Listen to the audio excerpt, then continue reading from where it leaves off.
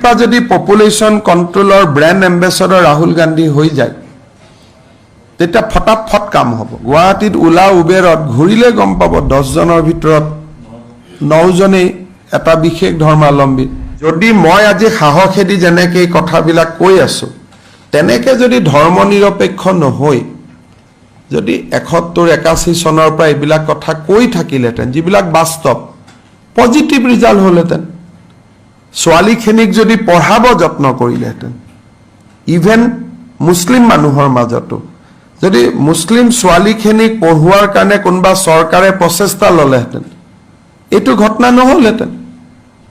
Child মেৰেজৰ বিপক্ষে যদি কোনোবা চৰকাৰে আগতেই কৰিলেহেঁতেন তেতিয়াহ'লে ব্যৱস্থা নহ'লহেঁতেন। এতিয়া 3 বছৰত মইতো এটা চমৎকাৰ কৰিব নোৱাৰো। যদি 41ৰ জেগাত 51 হয় তেতিয়াহ'লে বুজিব যে ক'বাত আমি কিবা কৰিলো। গতিকে এতিয়া মইতো আশা কৰোঁ যে আমি বহুতখিনি ভাল কাম কৰিছো, কিন্তু PWD ৰাস্তাৰ ৰিজাল্ট এদিনত দেখুৱাব পাৰি, মানুহৰ জীৱনৰ ৰিজাল্টটো এদিনত দেখুৱাব নোৱাৰি। 2টা ডিকেডছ লাগে, 2টা দশক লাগে। এসময়ত মই স্বাস্থ্য মন্ত্ৰী থাকোঁতে মেল ষ্টাৰিলাইজেশ্যন 2009 চনত 1 লাখ পুৰুষৰ বন্ধ্যাকৰণ আমি কৰিছিলোঁ। পিছত লাহে লাহে প্ৰগ্ৰেমটো নোহোৱা হৈ গ'ল। গতিকে প্ৰচেষ্টাবিলাক কণ্টিনিউৱাছ চলাই থাকিলে বহুত সফল হ'ব পাৰি। আৰু এনেকুৱাও নহয় যে সকলোৱে 5টা 6টা 8টা সন্তান জন্ম দি ভাল পায়, এনেকুৱাও নহয়। তাত কিছুমান এনাবেলিং ফেক্টৰ থাকে যাৰ কাৰণে সংখ্যাটো বাঢ়ি যায়। এতিয়া এই মানুহখিনিক যদি আপুনি ভোট বুলি ভাবে আৰু পলিটিকেল লিডাৰ্ছে যদি পপুলেশ্যন কণ্ট্ৰল মুভমেণ্টটোত জড়িত নহয়, আমি ক'ৰ পৰা কৰিম?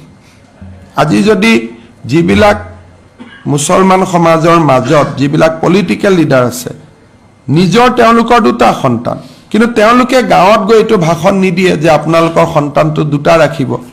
মই ক'লেতো মোক নামানে নহয়, মোকতো শত্ৰু বুলি ভাবিব। যাক বন্ধু বুলি ভাবে তেওঁলোকে সামাজিক দায়িত্বটো ল'ব লাগিব না। সেইটোৱে হৈছে কথা। সেইকাৰণে এটা অৱধাৰিত যিটো হৈ আছে ঘটনা যে পপুলেশ্যন, এতিয়া চবে মোক সুধি আছে হিমন্ত বিশ্ব শৰ্মাই ভুল তথ্য দিছে। মই ক'ত তথ্য দিছে? এটা মোৰ তথ্য নহয়।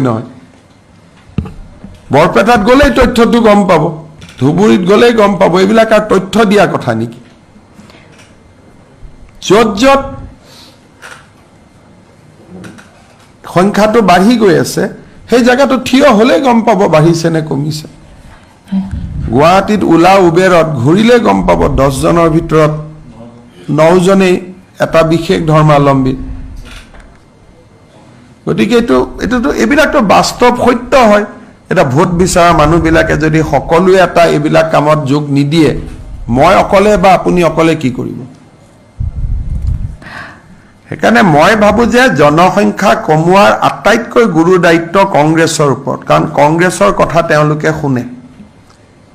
কালিৰ পৰা যদি পপুলেশ্যন কণ্ট্ৰলৰ ব্ৰেণ্ড এম্বেছাডৰ ৰাহুল গান্ধী হৈ যায় তেতিয়া ফটাফট কাম হ'ব।